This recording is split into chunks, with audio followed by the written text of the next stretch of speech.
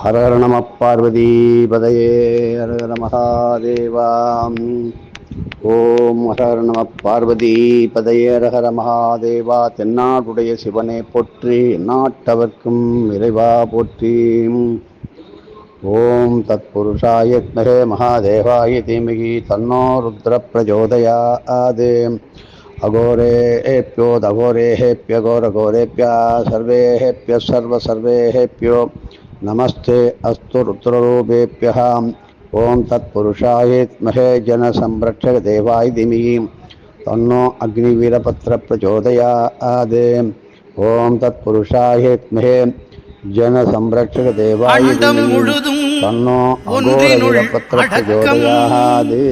அதுவே ஆனை முகமெனும் ஓங்கார விளக்கம் சுழலும் கோள்கள் அவன் சொல் கேட்கும்.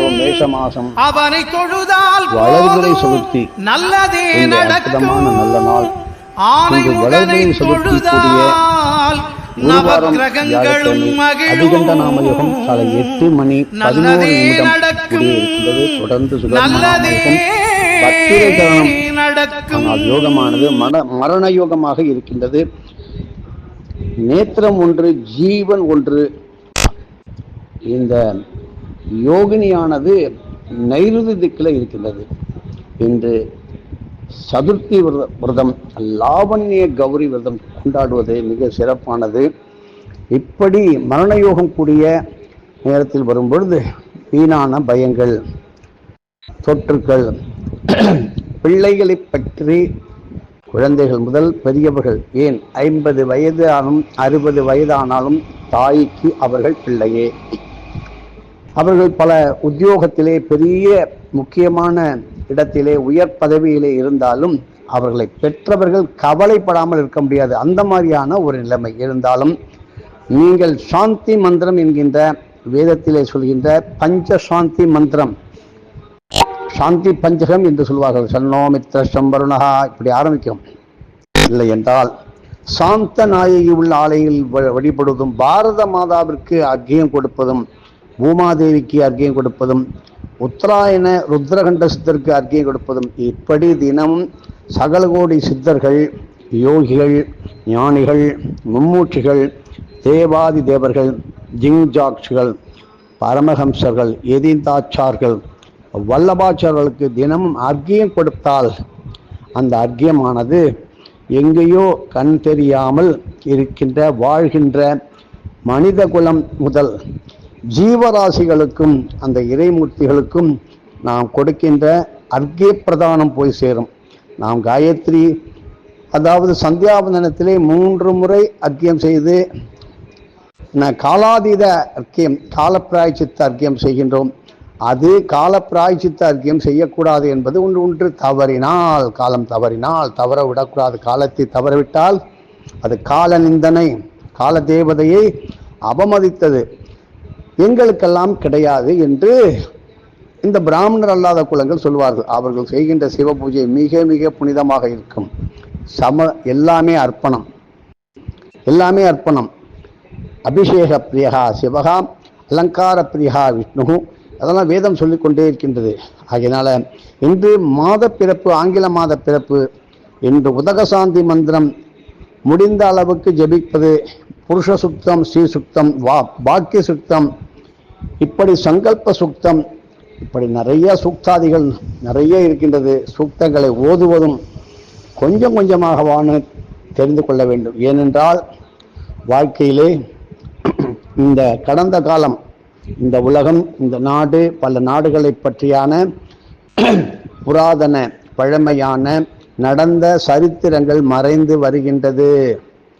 அந்த காலத்திலே இந்திய சுதந்திரத்துக்காக பாடுபட்ட எத்தனையோ உன்னத தியாக ஆத்மாக்கள் இருந்தன, இப்பொழுதும் இருக்கின்றன.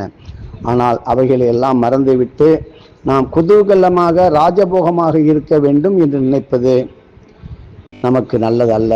நாம் ஒரு பயிர், நம்மை காக்கின்ற வேலியானதுதான் இறை சக்தியும், இறை சக்தியினுடைய ஒரு சக்தி தான் நமது காவல் தெய்வங்களும். காவல் தெய்வங்களுடைய ஒரு ஆசீர்வாதம் தான் காவலர்கள், இராணுவ வீரர்கள், நாட்டு படையாளிகள். இப்படி நாட்டை காப்பதற்கு நம்மளால் முடியவில்லை என்றாலும் ஒவ்வொருவரும் வீட்டில் குறைந்த அளவுக்கு ஜெபங்கள் தபங்கள் சிறிதளவிற்கு தான தர்மங்கள் செய்தால் கண்டிப்பாக பஞ்சம் என்பது உங்களை தாக்காது. பொதுவான தொற்று நோய் வந்தது, எத்தனையோ பேர் மாண்டு விட்டார்கள், அதில் நாம் தப்பித்தோம். ஏன்? இன்னும் நல்லது செய்ய வேண்டியதற்காக மீண்டும் இந்த ஜீவனை, இந்த உயிரை இந்த உடலிலே வைத்து விட்டான் இறைவன். இப்பொழுதாவது நாம் அதை நினைத்து பார்த்து நன்றி கடனாக தினமும் எல்லாவற்றையும் செய்ய வேண்டும். மகிழ்ச்சி கண்டிப்பாக உங்களுக்கு வர வேண்டும் என்றால் நீங்கள் தினமும் உங்களுடைய குலதெய்வம், உங்களுடைய அம்மா அப்பாவை வழிபடுங்கள். குழந்தைகளுக்கு நல்லதையே சொல்லிக் கொடுங்கள். உங்கள் தாய்மொழியை கண்டிப்பாக தவற விடாதீர்கள். நாம் ஆங்கிலத்தில் என்ன கேட்கிறோம்? உன்னுடைய மதர் டங் என்ன, தாய்மொழி என்னவென்று தான் கேட்கின்றார்கள் எல்லா நாட்டிலும். தந்தை மொழி, அக்கா மொழி, தங்கச்சி மொழி கேட்கிறாளா? கிடையாது. இப்படி தாயில் சிறந்த கோவிலும் இல்லை, தந்தை சொல் மிக்க மந்திரம் இல்லை. எத்தனையோ உறவு இருக்கு, 1000 உறவிலும் பெருமைகளே கிடையாது. நம்முடைய அன்னை தந்தையே அன்பின் எல்லை. நீங்களும் இதை பல பேருக்கு உங்களால் தெரிந்த நல்ல விஷயங்களை எடுத்து கொடுப்பதும் பெரும் புண்ணியம். இப்படி இந்த சித்திரை மாதம் வரை ஒரு சூரியனுக்கு ஒரு பெயர் இருக்கின்றது, ஞாபகப்படுத்துங்கள். அதை என்ன சொல்லணும்? 3 வேளைகளிலும் நீங்கள் என்ன சொல்லணும்? ஓம் தத்புருஷாய வித்மகே, ஓம் தத்புருஷாய வித்மகே வேதாத்யாய, வேதாத்யாய சொல்லுங்க, வேதாத்யாய தீமகி, தீமகி தன்னோ ஸ்ரீ அம்சுமான், அம்சுமான் சூரியமூர்த்தி, சூரியமூர்த்தி பிரச்சோதயாத். சொல்லிக் கொடுங்கள். ஒரு காரணம் இருக்கு. அப்புறம் லக்கி பெட்டு நினைக்கக்கூடாது. ஓம் தத் புருஷாய வித்மகே வேதாத்யாய தீமகி தன்னோ ஸ்ரீ அம்சுமான் சூரியமூர்த்தி பிரச்சோதயாது. இப்படி வேல் வேல் வேல் வேல் இப்படி சொல்ல முடியும். வேல் வேல் குழந்தை வேல் சொல்லுங்கள். குழந்தைகளுக்கு நல்லது, குழந்தைகளுக்கு நல்லது. புரிந்துக்கோங்க. அண்டத்தை காத்தருளும் அக்கார கனியை போற்றி. அண்டத்தை காத்தருளும் அக்கார. அண்டம் என்றால் இந்த பிரபஞ்சம், பல கோடி அண்டங்கள். அந்த அக்கார கனிங்கிற தேவதை நம்மையும் காக்க மாட்டாளா? அண்டமே நன்றா இருக்கும்போது அதில் தான் நம்ம இருக்கோம். இந்த பிண்டத்தையும் காக்குமே. ஆகையினால் இது உண்டு. இப்படி சித்திரை மாதம் 21ஆம் தேதி இன்று, அதாவது 21 முதல் சித்திரை 27 முடிய 7 நாட்கள் சூரிய பூஜையான, பாஸ்கர பூஜையான திருமைச்சூர் ஸ்ரீ சிவஸ்தலம், அதாவது 4/5/2025 முதல் 10/5/2025 ஞாயிறு முதல் சனிக்கிழமை முடிய சூரிய ஒளி, சூரிய கிரணம், சூரிய கதிர்கள் விடியல் காலை நேரத்திலே சில குறிப்பிட்ட ஆலயங்களில் அந்த மூலமூர்த்தியின் மீது படுவது, பிரகாசிப்பது, பூஜை செய்வது, அதுதான் பாஸ்கர பூஜை, சூரிய பூஜை என சித்தர்கள் அற்புதமாக அழைக்கின்றார்கள். ஆலயத்திலே, அலுவலகத்திலே நன்றாக விசாரித்து தேவையான உரிய அனுமதிகளை நீங்கள் இன்றே பெற்றுக்கொண்டு அதற்கான தேவையானவற்றை செய்து தான தர்மங்களுடன் வழிபடுங்கள். நெல்லி நீர், பெருநெல்லியினுடைய நீர், அதனுடைய அபிஷேகம் ரொம்ப ரொம்ப முக்கியம். நெல்லி இலை, பெருநெல்லி தான் எல்லாமே. அபிஷேகம் சூரிய பகவான் பாஸ்கர பூஜை நாளில் செய்ய வேண்டிய ஆலயமானது திருமைச்சூர் ஸ்ரீ அகஸ்திய மகாபிரபுவே எந்த வடிவிலும் நேரில் வந்து பாஸ்கர பூஜையை செய்ய போகின்றார். காணும் அந்த அகஸ்தியரை காணப்போகின்ற நல்ல நாள், அந்த நல்ல இடம் திருமைச்சூர். ஏகாதசி திதியிலே நெல்லிக்கட்டையை கங்கை, காவிரி புனித புண்ணிய தீர்த்தத்தில் நன்றாக முன்பாகவே ஊற வைத்து துவாதசி தீதி நாளிலே பாஸ்கர பூஜை சமயத்திலே அபிஷேகத்துடன் தரிசிக்க வேண்டிய ஆலயம்தான் திருமைச்சூர். அதுவும் சதய நட்சத்திர நாளிலே தாமரை இலையிலே வைத்த 1008 வலம்புரி சங்கினால் தூய கலப்படமல்லாத கறந்த பசும்பால் அதை வைத்து கொண்டு அபிஷேகம் செய்து பிரண்டை தொகையல், பிரண்டை அன்னம் படைத்து தானம் செய்து வந்தால் தீர்க்க முடியாத நோய், மனநோய் முதல் உடல் நோய் வரை தீராத அத்தனை நோயும், காலு கை என்னென்னமோ. இப்போ சர்க்கரை வியாதி என்பது எல்லோருக்கும் சொத்து, நுரையீரல் வியாதி என்பது எல்லோருடைய சொத்தாக ஆக்கிவிட்டார்கள். மயக்கம், திடீரென்ற ஒரு கிடீனஸ், அது எல்லோருக்கும் வந்துவிட்டது. அப்படிப்பட்ட இதுதான் யம பயம். எந்த நேரத்தில் மயக்கம் வருமோ, ஸ்பாண்டிலிட்டிஸ் அப்படிங்கிற, வெர்டிகோங்கிறீங்க, அப்படியே சுற்றும். பெரியவர்கள் முதல் சிறியவர்கள் மூச்சு இழைப்பு, திடீர்னு நெப்ளைசர் வைக்கின்றீர்கள், காற்று கெட்டுவிட்டது, ஆக்சிஜனை வாங்க வேண்டிய நிலைமை வந்துவிடும். அதனால உடனடியாக நீங்கள் வழிபட ஆவண செய்யுங்கள். அந்த சங்கை சந்தனக்கல்லிலே அரைத்து தினமும் வெண்மை சங்கு திலகம், சங்கு பால் சங்கை வாங்கி சந்தனக்கட்டையில் அரைங்க, சங்கு திலகம் நீங்கள் அப்படியே ஒரு பொட்டு அந்த வெள்ளையா வரும், அதை இப்பொழுதிருந்து பொட்டு வையுங்கள். குழந்தைகளுக்கெல்லாம் வைத்து விடுங்கள். தயவு செய்து ஸ்டிக்கர் பொட்டு வைத்தால் என்னையா பலனை சொல்ல மாட்டேன். கணவனை இழந்து விடுவீர்கள். இழந்து விட செத்து போக மாட்டார், அவர் உங்களை விட்டு பிரிந்து விடுவார். நல்ல அருமையான திருமணம் நடக்கலாம். இல்லை என்றால் தனி சுகமாக நீங்கள் இருப்பீர்கள், தனி சுகமாக அவர்கள். உடனே கணவனை பிரிந்து விடால் கணவன் இறக்க மாட்டான். உங்களுடைய நல்ல கணவன் உங்களை விட்டு வெகு தூரம் சென்று விட வாய்ப்பு இருக்கின்றது. இப்படி மங்களம் தரும் குங்குமத்தை விட்டுவிட்டு ஒட்டுப்பொட்டு என்கிற ஸ்டிக்கர் பொட்டை வைத்து கொண்டு வணங்கி, தனக்கு பாதுகாப்பற்ற வெளியில் சென்றால் திரும்பி வர முடியாத ஒரு பயங்கரமான நிலைகள் எல்லாம் ஏற்பட இருக்கின்றது, ஏற்பட்டு கொண்டிருக்கு, நடந்து கொண்டிருக்கிறது. அந்த ஸ்டிக்கர் பொட்டை எடுத்துட்டு குங்குமப்பொட்டு வச்சா பாதுகாப்பு கண்டிப்பாக, சத்தியமாக பாதுகாப்பு. அந்த குங்கும தேவதைகள், குங்கும சௌந்தரி, குங்கும அம்பிகை, கர்ப்பரட்சாம்பிகை, இது கற்பகாம்பாள், காமாட்சி கண்டிப்பாக வந்திருப்பாள். எதற்காக அந்த காலத்தில் செய்தார்கள்?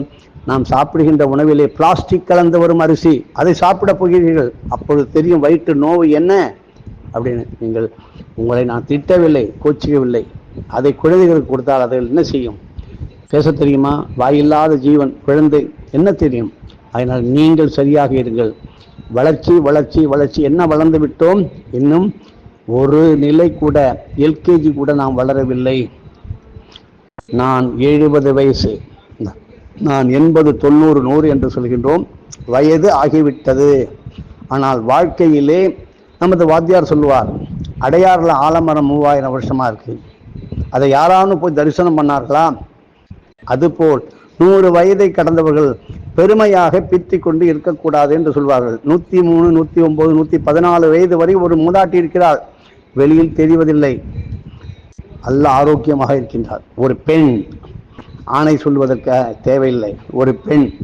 அப்ப அந்த தலைமுறையை எப்படி காவந்து செய்து கொண்டிருக்கின்றார் என்பது சொன்னால், அந்த பாட்டியை நீங்கள் விட்டு வைக்க மாட்டீர்கள்.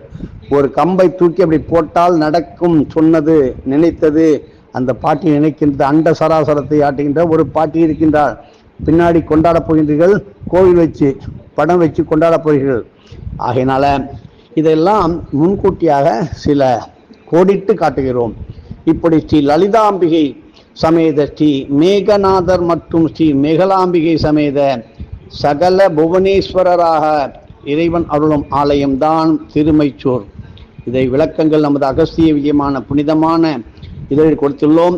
ஸ்தலமானது திருவாரூர் மாவட்டம், நன்னிலம் மாவட்டம், பேரளம், நன்னிலம் வட்டம், பேரளம் அருகில் இருக்கின்றது. எல்லோருக்கும் தெரியும். திருக்கணித முறைப்படி விசுவாச வருஷம் சித்திரை மாதம் 21ஆம் தேதி முதல் 27ஆம் தேதி உடைய, அதாவது 4/5, இன்னைக்கு தேதி 1, 4ஆம் தேதி மே மாதம் ஆரம்பித்து 10ஆம் தேதி மே மாதம் 2025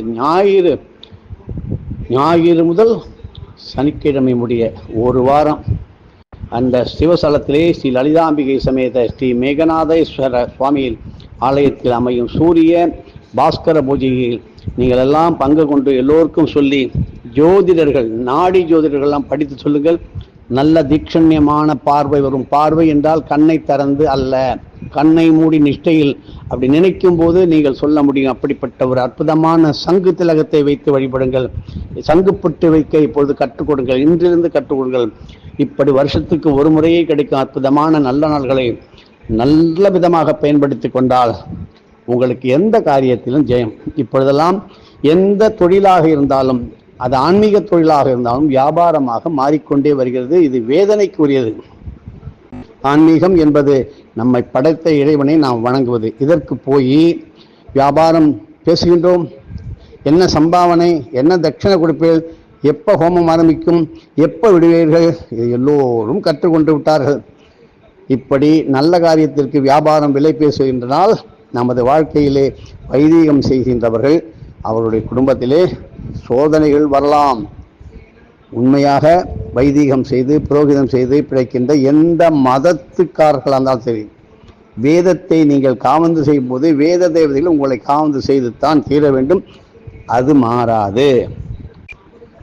அப்படி பரித்ராணாய சாத்துனாம் விநாசாய சதுஷ்கிருதாம் தர்ம சம்பாவனாஸ்தாய சம்பவாமி யுகே யுகே மாம் ஏகம் சரணம் பிரஜை. உங்களுக்கு தெரியுமே, உப்பிலியப்பன் கோயிலில் மட்டும் சொல்கிறான்னு நினைக்கக்கூடாது. என்னை ஒருவனை சரணடை.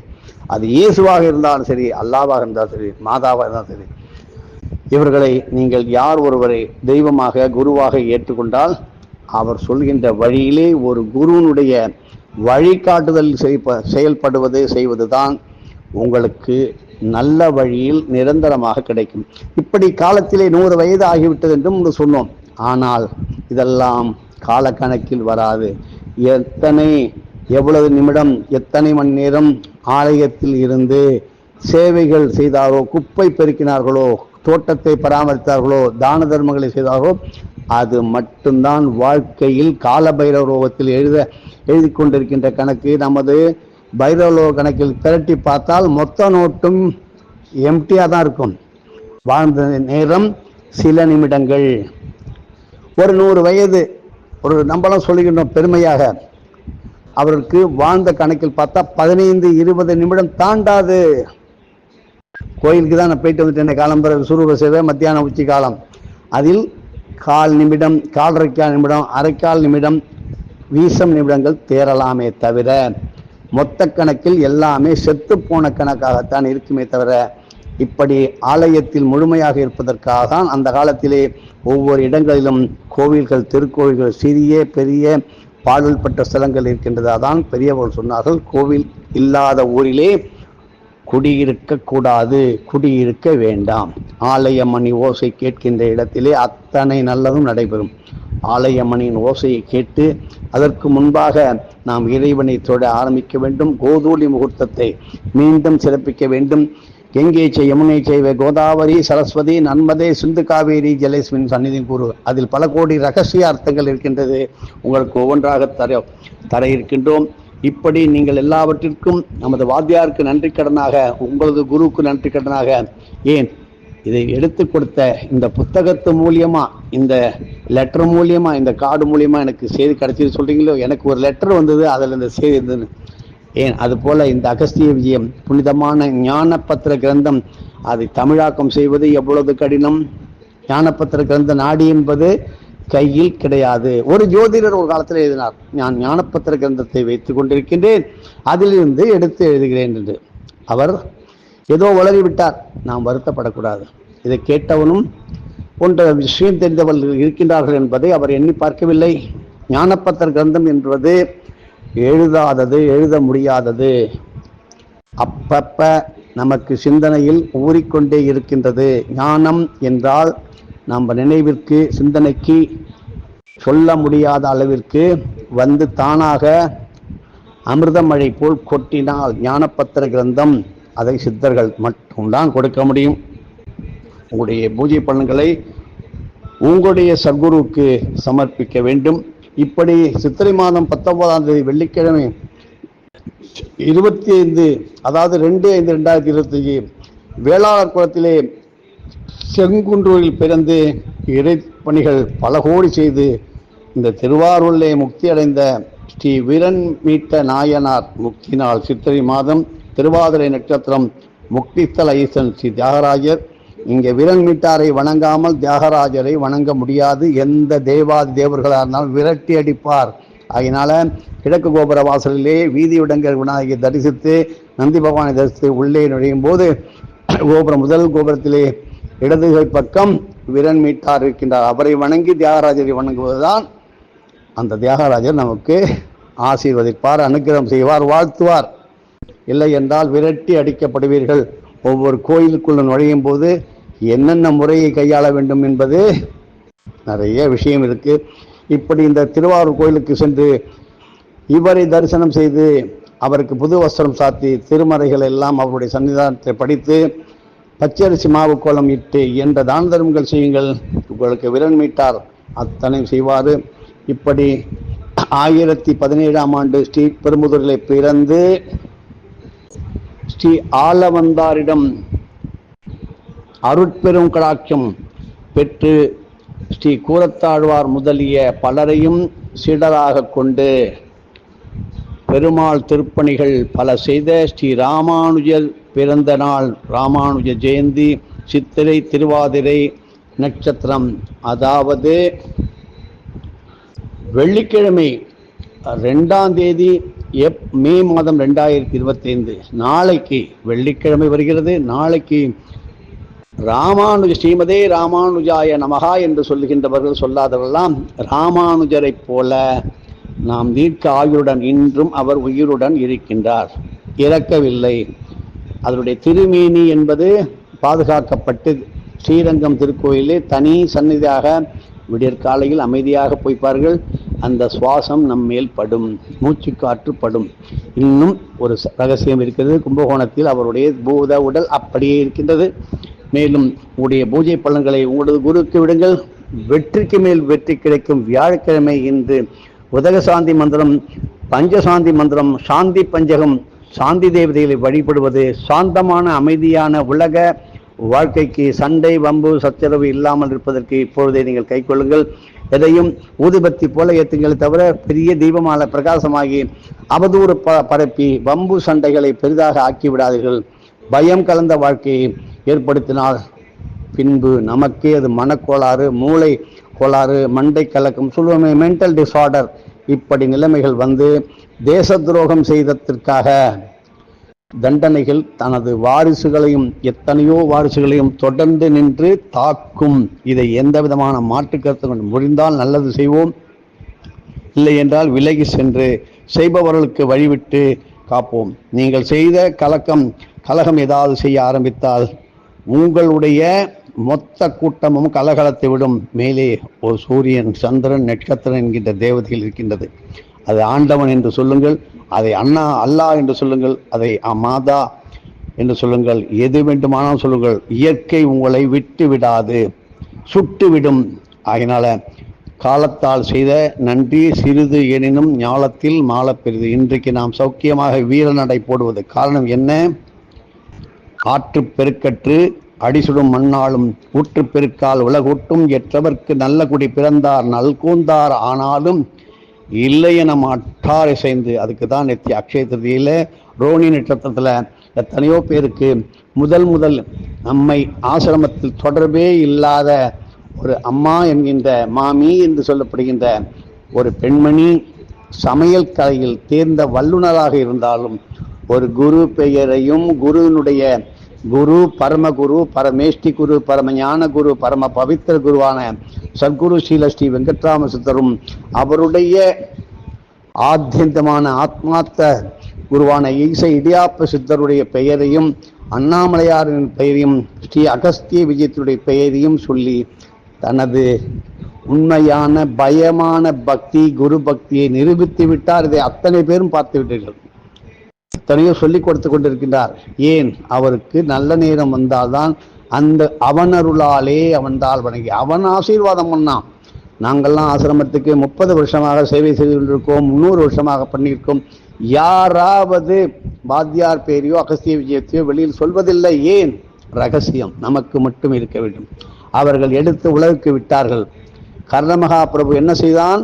ஒரே நாளில் தங்கமலையை 1 நிமிடத்திற்கு தானம் பண்ணினான். அவங்களுக்கு இதனுடைய பலனே தெரியாது, உலகி விட்டாங்க. அவங்களுக்கு இனிமேல் இந்த ஆயுள்ல இந்த ஜென்மம் இல்லை, இந்த தலைமுறை இல்லை, இனிமேல் எத்தனையோ கோடி தலைமுறைகளுக்கு இந்த சொல் வன்மையாக நின்று காக்கும்.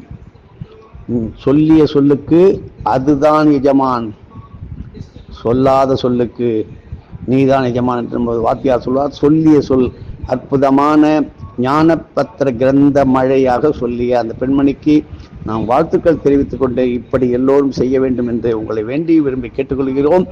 தொடர்ந்து ஆன்மீக செய்திகளை மட்டும் பார்ப்போம், அக்கப்போரை தவிர்ப்போம். எதுவும் என்னுடையதல்ல, அனைத்தும் உடைய அருளாலா அருணாச்சலா.